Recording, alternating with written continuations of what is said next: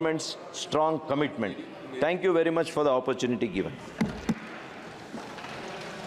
माननीय सदस्यगण, जो भी बजट पर अपना लिखित भाषण देना चाहते हैं वे सभा पटल पर दे सकते हैं। माननीय सदस्य श्री अखिलेश यादव जी।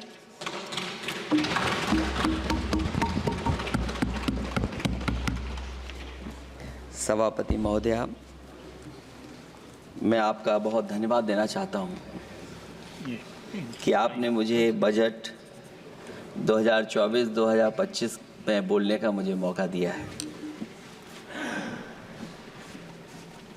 इस सरकार का लगातार ये 11वां बजट है। 11वें बजट के बाद भी नाउम्मीदगी दिखाई दे रही है और सरकार में हैं तो सरकार के लोग तो अच्छी बात करेंगे ही। न केवल नाउम्मीदगी दिखाई दे रही है बल्कि जो चेहरों पे खुशी होनी चाहिए थी सरकार बनने के बाद, वो चेहरों पे उतनी खुशी नहीं दिखाई दी।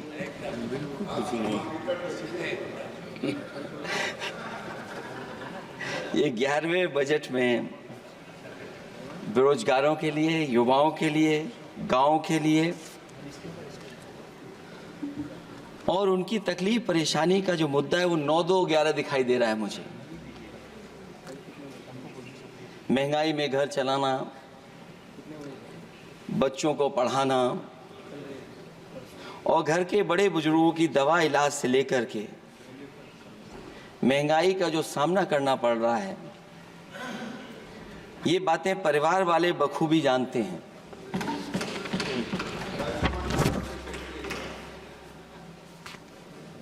मैं जब सत्ता पक्ष के लोगों के जो आंकड़े देखता हूं और सुनता हूं, अगर इतना सब कुछ 10 साल में अच्छा हुआ है तो आप हंगर इंडेक्स में कहां खड़े हैं? अगर 10 साल बाद भी यही बात सत्ता पक्ष की तरफ से आएगी कि हम कहां खड़े हैं। आपने बड़ा सपना दिखाया make in India. Uttar Pradesh जैसे बड़े स्टेट से सबसे ज्यादा लोकसभा के सांसद चुने जाते हैं। हमें कोई बहुत बड़ा प्रोजेक्ट नहीं मिला, कोई बड़ा प्रोजेक्ट नहीं मिला, प्रधानमंत्री जी मिले हमें। और अगर कोई सभापति महोदय कोई बड़ा प्रोजेक्ट मिला हो 10 साल में, कोई आईआईएम मिला हो, कोई आईआईटी मिली हो और जो ट्रिपल आईटी किसी समय पर उत्तर प्रदेश को मिली थी, क्या उसमें क्या सहयोग सरकार की तरफ से हुआ है? न केवल ये संस्थाएं बल्कि गवर्नमेंट जो एजुकेशन की इंस्टीट्यूशंस हैं वो सेंट्रल की तरफ से कौन सी नई आ गई? मेडिकल के क्षेत्र में कोई बड़ा संस्था आई हो? जो 2 एम्स आए हैं, मुझे याद है कि रायबरेली का एम्स भी समाजवादी सरकार में जमीन दी गई, उसके परिणाम है कि वह एम्स बन गया। गोरखपुर में भी जो एम्स आया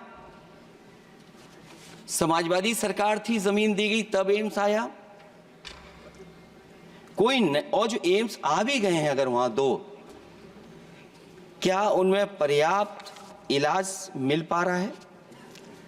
केवल यही नहीं, मेक इन इंडिया सपना तो ये दिखाया गया था कि अगर प्राइवेटाइजेशन हो जाएगा तो नौकरियां मिल जाएंगी। कुछ हद तक तो बहुत सी चीजें प्राइवेटाइज हो गईं, लेकिन नौकरियां कम होती चली गईं। और जो सबसे बड़ा सवाल है, जो पीड़ित परिवार के लोगों को जो हक और सम्मान मिलता है, क्या ये सरकार वो दे पा रही है? टैक्स कलेक्शन में सपना दिखा रहे हैं कि हम यहां पहुंच गए हैं, आखिरकार एक्सपोर्ट क्यों कम होता चला जा रहा है? और हम जो ट्रेड डेफिसिट है उसको कैसे खत्म करेंगे?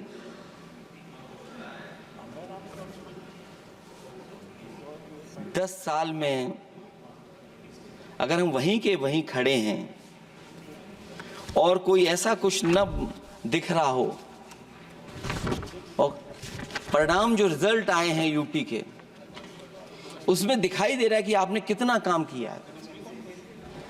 सभापति महोदय, अगर ये सब कुछ अच्छा किया होता तो क्या परिणाम ऐसे आए होते? जहां हारे ही नहीं हैं आप, सीटें ही कम नहीं हुई हैं। देश के प्रधानमंत्री जी भी वोट से हारे हैं, वोट से हारे हैं। जो कभी 5 लाख तक जीतना था जिन्हें, या 10 का टारगेट बनाया था, कितने से जीते? तो कम से कम इन चीजों को तो देखें।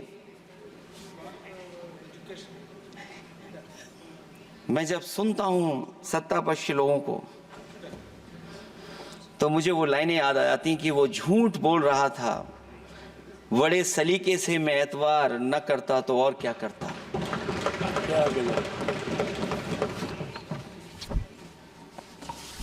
मुझे याद है कि देश के प्रधानमंत्री जी ने जनकपुर में एक झंडा दिखाया था और उस बस में 35 लोग बैठ करके अयोध्या आए थे। सभापति महोदय, उस समय भी मैंने मांग की थी कि जहां से जनकपुर से यात्रा शुरू हो रही है और अयोध्या तक बस से लोग आएंगे तो पता नहीं कितने घंटों में आएंगे। मैंने मांग की थी कि वहां से लेकर के अयोध्या तक एक्सप्रेस वे बनना चाहिए कि कम से कम जो जनकपुर से आए और अयोध्या दर्शन करने आ रहे हैं और बस से आ रहे हैं, कम से कम उनकी तकलीफ परेशानी तो कम होती। जो आप कहते हैं कि एफडीआई बहुत आया है, मैं अभी सुन रहा था, कहा कि टेलीफोन बनने लगे। टेलीफोन बन नहीं रहे हैं, मोबाइल बन नहीं रहे हैं। वो समाजवादी पार्टी के समय पर नोएडा में जो इंडस्ट्रियल पॉलिसी थी, इलेक्ट्रॉनिक पॉलिसी थी, उसके तहत आई थी। वो इंडस्ट्री जितनी आई है उस समय उस पॉलिसी के तहत आई और बन नहीं रहा है। मेक इन इंडिया नहीं हो रहा है। लेकिन जमीन किसने दी है? जमीन किसने दी थी उन लोगों को? बिना जमीन पर हवा में बना दो तो मैं आपका धन्यवाद दूंगा। उस पॉलिसी के तहत वो झूठ बोल रहा था बड़े सलीके से। आप कह रहे हैं कि एफडीआई लाए हैं हम लोग। एफडीआई, अगर पूरे देश का हम एफडीआई देखें तो उत्तर प्रदेश को कितना एफडीआई मिला है? सभापति महोदय, अगर 1% से ज्यादा भी एफडीआई उत्तर प्रदेश को मिला हो तो बताइएगा आप। जो प्रोजेक्ट डिले हो रहे हैं, जिसकी वजह से कॉस्ट ओवररन हो रही है, उसका जिम्मेदार सभापति महोदय कौन है? डबल इंजन की सरकार है। लखनऊ में भी सरकार आपकी है, दिल्ली में भी सरकार आपकी है। आखिरकार ऐसा क्यों हो रहा है? और आज ही जब सदन में सभापति महोदय हम लोग आए हैं तो एक और रेल एक्सीडेंट की खबर सुनी है। जब से ये सरकार आई है, रेल एक्सीडेंट्स और पेपर लीक में कंपटीशन चल रहा है कि कौन आगे जाएगा।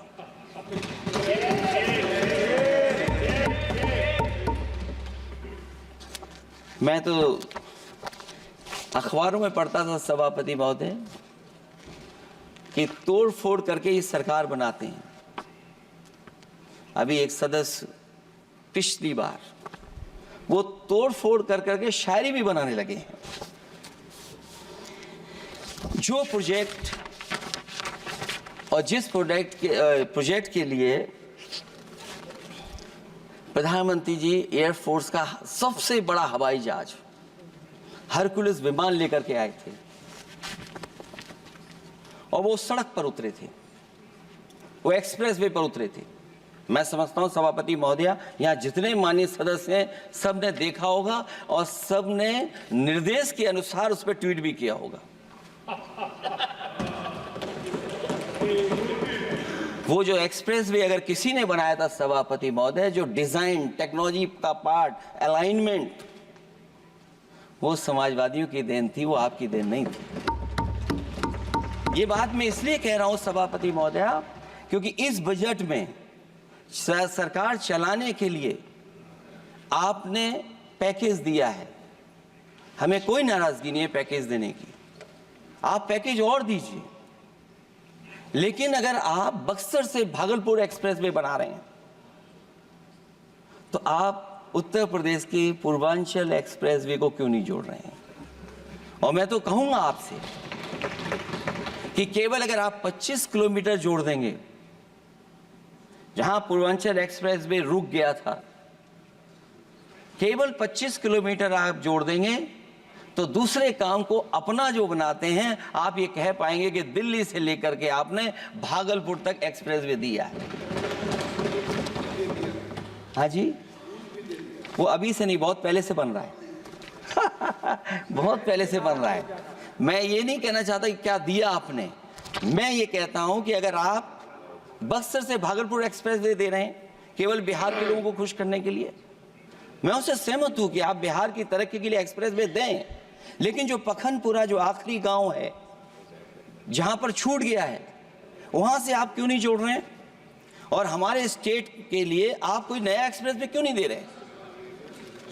आप हमारे लिए क्यों नहीं दे रहे हैं एक नया एक्सप्रेसवे? आप दिल्ली के बजट से दे रहे हैं, आप यूपी अपने बजट से बना रहा है। आप बताइए कोई यूपी को आपने एक्सप्रेसवे दिया हो? कोई एक्सप्रेसवे नहीं दिया। और मैं तो कहूंगा, और याद दिलाइएगा अपनी सरकार को, एक बुंदेलखंड एक्सप्रेसवे बना था, अभी बताएंगे आपको उसका भी। सभापति महोदय, एक बुंदेलखंड एक्सप्रेसवे दिया सरकार ने, उत्तर प्रदेश सरकार ने। वो दिल्ली के बजट का नहीं है। मैं मांग कर रहा हूं कि दिल्ली के बजट से कोई एक्सप्रेसवे मिलना चाहिए। जो बुंदेलखंड एक्सप्रेसवे दिया, प्रधानमंत्री जी उद्घाटन कर करके वापस लौटे। अब रिपेयर का पैसा कौन देगा? वो आज भी रिपेयर मांग रहा है। सभापति महोदय, कोई कल्पना कर सकता है कि नया एक्सप्रेसवे बना हो जिसका प्रधानमंत्री जी ने उद्घाटन किया हो, वो आज रिपेयर मांग रहा हो?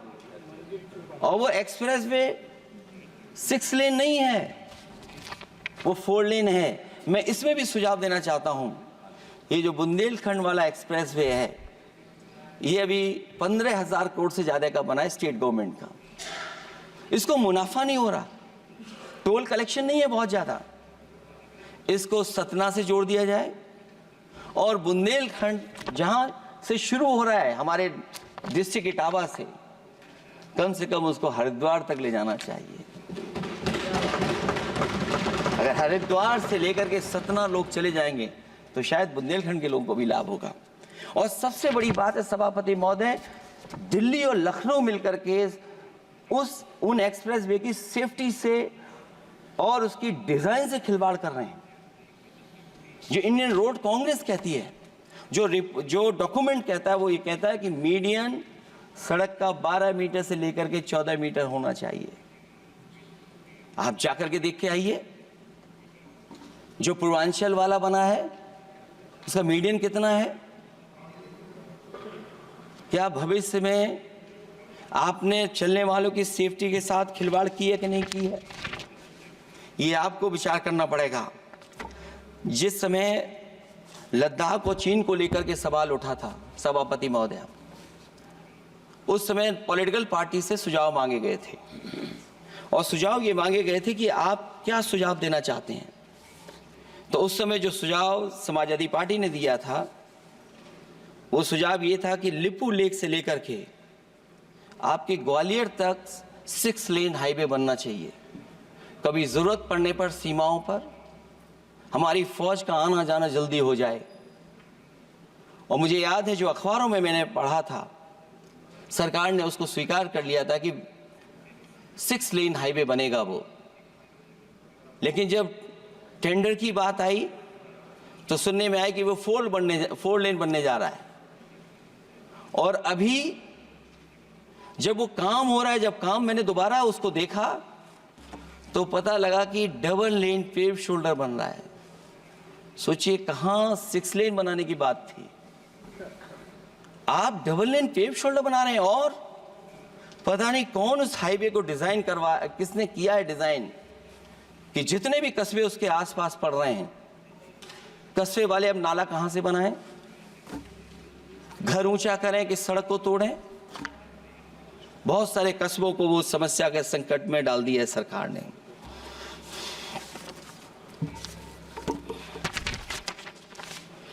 जो सरकार मंचों से ये कहती थी कि हम किसानों की आय दोगुनी कर देंगे, आज तो 11 साल हो गए सरकार को। किसान की आय दोगुनी हो गई क्या, सरकार बताए?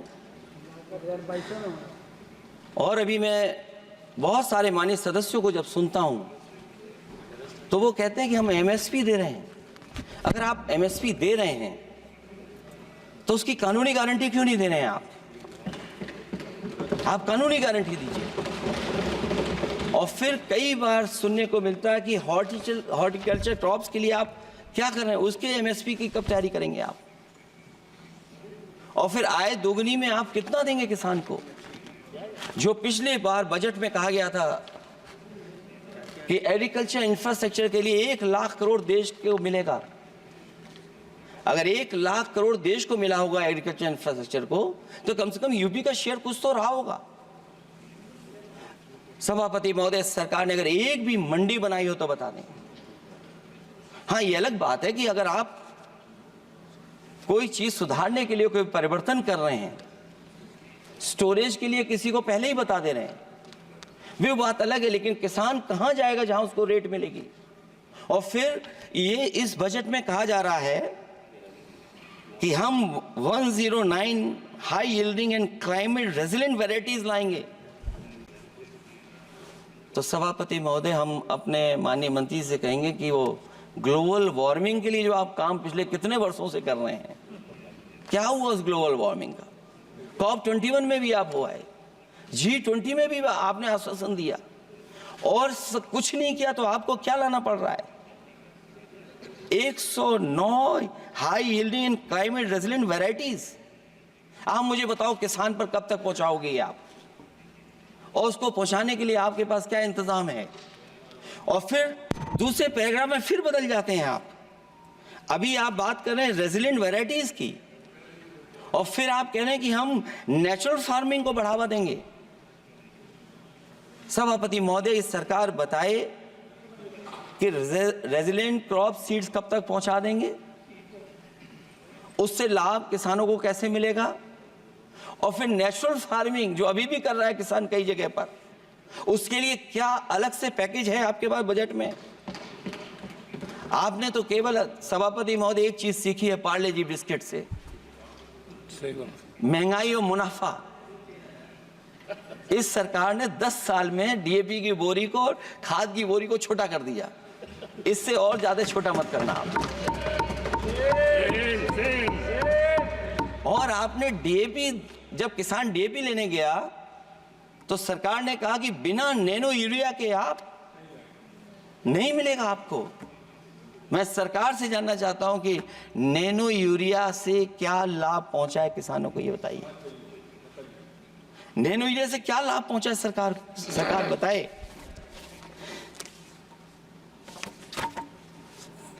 हमारे यहां बड़े बड़े आयोजन हुए सभापति महोदय, इन्वेस्टमेंट मीट के बड़े बड़े आयोजन हुए इन्वेस्टमेंट मीट के, और 5 लाख करोड़ के एमओयू साइन हो गए, 5 लाख करोड़ के। मैं ये सभापति महोदय, बजट हमारी क्या मदद कर रहा है उत्तर प्रदेश के उद्योग लाने के लिए? और ऐसे आयोजन हुए जिसमें देश के प्रधानमंत्री आए, देश के राष्ट्रपति आए, और देश के जितने बड़े उद्योगपति सब आए थे। लेकिन आज यूपी को क्या मिला वहां पर? किसानों के लिए एग्रीकल्चर सेक्टर में बड़े बड़े एमओयू हुए, लेकिन आज जमीन पर कुछ नहीं दिखाई दे रहा है। मुझे याद है समाजवादी सरकार में, क्योंकि देश का सबसे ज्यादा उत्पादन दूध का अगर कहीं हो रहा है तो उत्तर प्रदेश में हो रहा है, और उस उत्पादन को बढ़ावा देने के लिए और इन्वेस्टमेंट लाने के लिए उस समय की सरकार ने फैसला लिया कि अगर बाहर से भी कोई डेयरी या डेयरी प्लांट लगाना चाहेगा तो उसमें सरकार सहयोग करेगी। और परिणाम ये हुआ कि गुजरात की 3 अमूल प्लांट लग गए यूपी में। तो मैंने उद्घाटन किए, एक देरी से हुआ तो देश के प्रधानमंत्री जी ने किया, लेकिन उसके बाद कोई नया प्लांट आया हो तो बता दें। जो अमूल से पुरानी संस्था है, क्या उसका सहयोग कुछ करेंगे आप लोग? क्या आप पराग का सहयोग करेंगे कुछ? न केवल दूध उत्पादन में उत्तर प्रदेश आगे है, बल्कि चीनी में और गन्ने की पैदावार में भी कभी आगे कभी पीछे होता है। किसानों को भरोसा दिलाया गया था कि उनकी भी आय दोगुनी हो जाएगी, उनको भी बहुत सुविधाएं दी जाएंगी, बिजली फ्री दी जाएगी। सभापति महोदया, उन्हें फ्री बिजली नहीं दी सरकार। ये आश्वासन था आपका। और आज अगर उत्तर प्रदेश पिछड़ इसलिए रहा है क्योंकि सबसे महंगी बिजली अगर कहीं कोई पा रहा है तो उत्तर प्रदेश पा रहा है। और मुझे याद है, क्योंकि बात ये मुझे इसलिए कहना चाहिए, बीजेपी के एक विधायक जो सबसे बुजुर्ग थे, वो देश के प्रधानमंत्री जी के क्षेत्र में बिजली 24 घंटे आए, उसके लिए वो धरने पे बैठ गए थे। वहां के अधिकारियों ने कहा कि बुजुर्ग हैं, इनका स्वास्थ्य बेहतर नहीं है, इनका धरना आप उठवा दीजिए। मैंने सभापति महोदय उनको बुलाया, मैंने उनकी बात सुनी। उन्होंने कहा कि प्रधानमंत्री जी के क्षेत्र में 24 घंटे बिजली होनी चाहिए। उसी दिन मैंने फैसला ले लिया कि प्रधानमंत्री के क्षेत्र में 24 घंटे रहेगी बिजली। और मैंने उससे मांग की सभापति महोदय कि उत्तर प्रदेश देश के प्रधानमंत्री को बनाने में सबसे बड़ा सहयोग किया है, इसका कम से कम बिजली का कोटा तो बढ़ जाए यूपी का। वो 8 साल हो गए, उत्तर प्रदेश ने देश के प्रधानमंत्री को तो दे दिया, लेकिन अभी तक बिजली का कोटा नहीं बढ़ा। हमें उम्मीद है 11 शुभ होता है, इस 11वें बजट में कुछ तो सुविधाएं ऐसी उत्तर प्रदेश को दी जाएंगी जिससे वहां के लोगों को लाभ पहुंचे, मदद पहुंचे।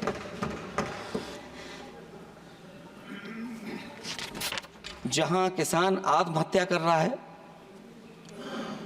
और पिछले 10 साल में सरकार जानती होगी कि कितने किसानों ने आत्महत्या की है, लाखों लाख किसान आत्महत्या कर चुके हैं।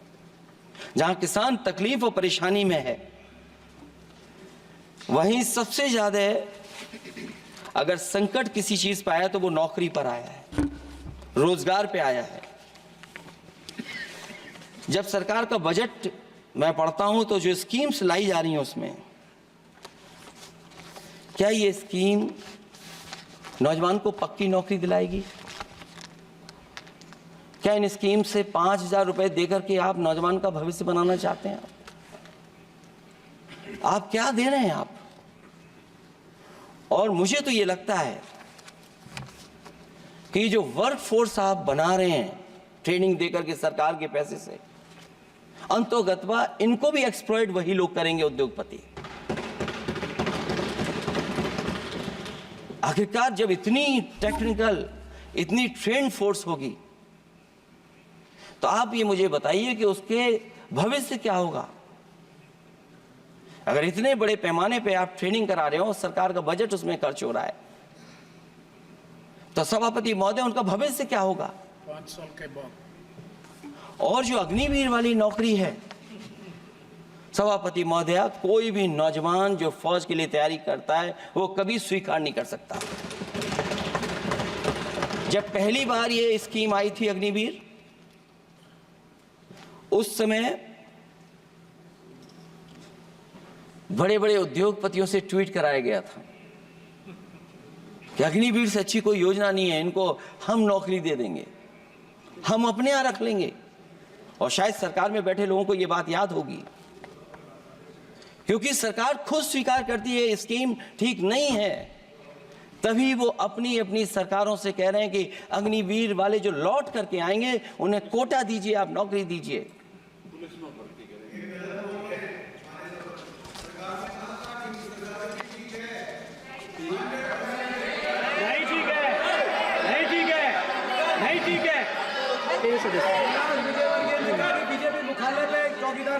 सभापति महोदया, मैं बैठ जाता हूं, आप खड़े होकर के कह दीजिए अग्निवीर व्यवस्था अच्छी है। मैं इस सभा में खड़े होकर कहता हूं, उस राज्य से तो हिमाचल प्रदेश से जिसने पहला परमवीर चक्र विजेता मेजर सोमनाथ शर्मा दिए, कारगिल के युद्ध में सबसे ज्यादा शहीद होने वाले हिमाचल प्रदेश के वीर नौजवान थे।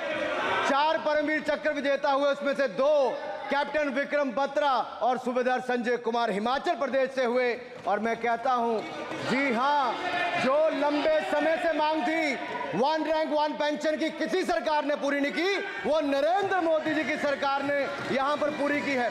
और मैं एक बात और कहता हूं, अखिलेश यादव जी सुन ले, अग्निवीर में 100% एम्प्लॉयमेंट की गारंटी है और रहेगी। माननीय सदस्य साहब अपनी बात। सभापति महोदया, जो मैंने बहुत छोटा सवाल पूछा था,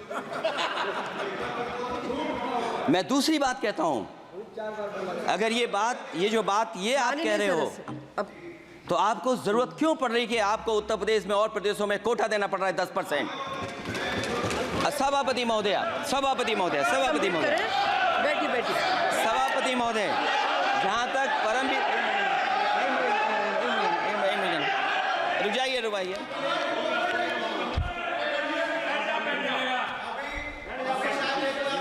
अरे सुनिए दो।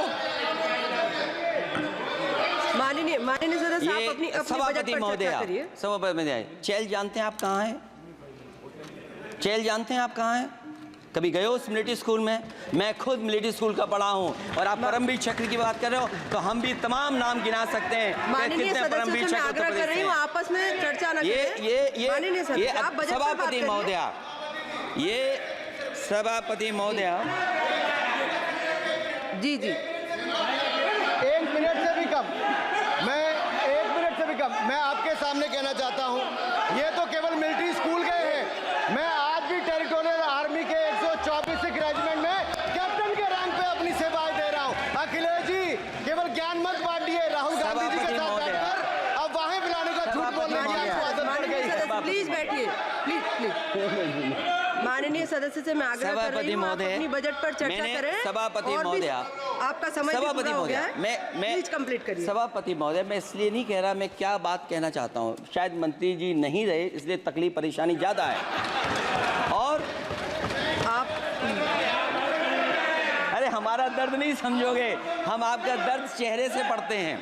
अच्छा, दर्द मैं बताता हूं, माननीय सदस्यों से मैं आग्रह कर रही हूं, सभापति महोदया, दर्द मैं बताता हूं, आप बजट पर चर्चा करिए। माननीय प्लीज बजट पर चर्चा सभापति, दर्द मैं बताता हूं, देखिए दर्द बात पहुंचेगी कि नहीं पहुंचेगी। सभापति महोदया, उत्तर प्रदेश से जब से हारे हैं तब से कोई नमस्कार नहीं कर रहा है। तकलीफ वो है आपको। कंप्लीट करिए। वो वीडियो हमने देखा है कि कोई किसी को नमस्कार नहीं कर रहा है, कोई किसी को देख नहीं रहा है। चलिए, धन्यवाद माननीय। और जो अपने आप को बहुत ताकतवर कहते थे, आप अपने आप को, जिसने हराया उसको नहीं ये हटा पा रहे हैं। अब बात समझ में नहीं आई ना? माननीय जिसने हराया उसको नहीं हटा पा रहे। और अगर सभापति महोदय, अग्निवीर व्यवस्था समाजवादी लोग स्वीकार ही नहीं कर सकते। आप बजट पर पूरी अपनी बात रखिए। सभापति महोदया, अग्निवीर स्वीकार नहीं कर सकते। आप अपनी जब भी चर्चा हम रखिए, सत्ता में आएंगे, साल 2 साल, ये चलने वाली सरकार नहीं है, गिरने वाली सरकार है, याद रखना। माननीय सदस्य, और देखिए, आप क्यों नहीं समझ रहे हो? साइकिल हमारा चुनाव चिन्ह है, साइकिल ही आपको सरकार चलवा रही है। जिस दिन साइकिल हट गई, आप कहाँ बैठे मिलोगे? और दूसरे हमारे साथी हैं जो हमें लेकर के यहाँ लाए थे।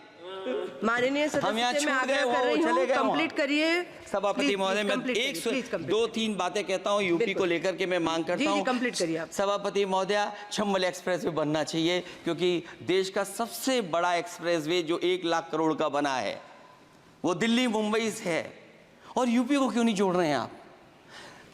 गंगा को लेकर के सब चिंतित हैं। गंगा की सफाई अभी नहीं हुई है। जो बजट गया पता नहीं कहाँ चला गया, किसी को नहीं पता। जैसे पानी बहा वैसे ही बजट भी चला गया।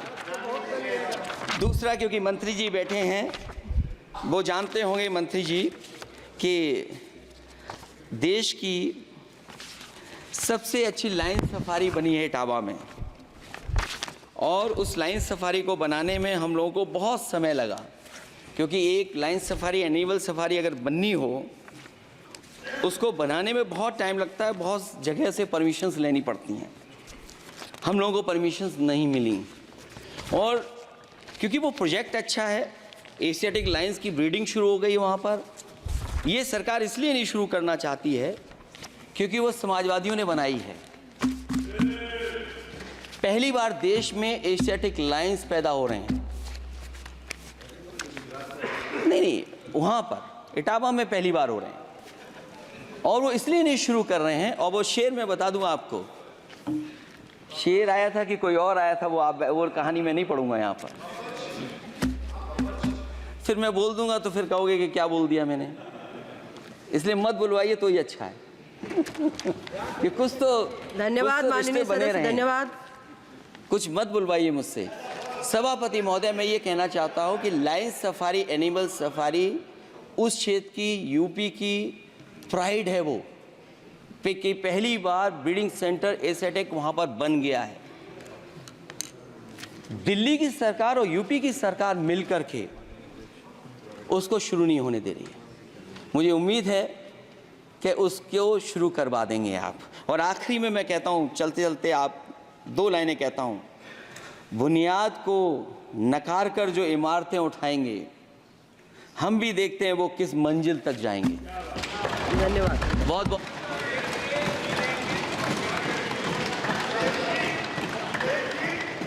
अखिलेश जी, कुछ ज्ञान माननीय विपक्ष के नेता को भी दे दीजिए। आपने अच्छा भाषण दिया, उनको भी सिखा दीजिए। हालांकि अयोध्या को मैंने कहा हम काम नहीं रोक रहे हैं, लेकिन सभापति महोदय मैं कहना चाहता हूं, इन लोगों का कौन टाउन प्लानर है, कौन आर्किटेक्ट है, मैं नहीं जानता हूं, लेकिन ये जब सरकार से चले जाएंगे तो विश्व की सबसे बढ़िया नगरी अगर कोई बन करके दिखाएंगे तो वो अयोध्या नगरी होगी। माननीय सदस्य, क्योंकि इससे बड़ा सम्मान और कोई नहीं हो सकता।